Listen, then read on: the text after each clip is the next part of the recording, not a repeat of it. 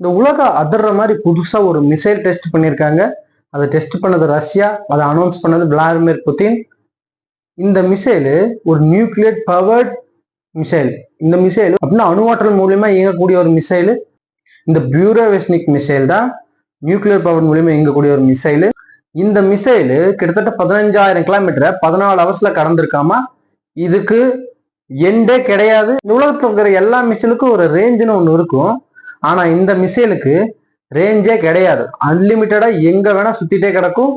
Target achieve பண்ற வரைக்கும் 1 month கூட ஸ்கைல இருக்குன்னு சொல்றாங்க. இந்த மிசைலோட ஸ்பீடு 850 இருந்து 1500 வரைக்கும் இருக்குன்னு சொல்றாங்க. இந்த மிசைலோட ஆல்டிடியூடு 25 மீட்டர்ல இருந்து 100 மீட்டர் வரைக்கும் இருக்கும். அதாவது நிலத்துல இருந்து 100 கிலோமீட்டர் வேகத்துல பறக்கக்கூடியது. நியூக்ளியர் பவர் மூலியமா இயங்கக்கூடியதும் தான்.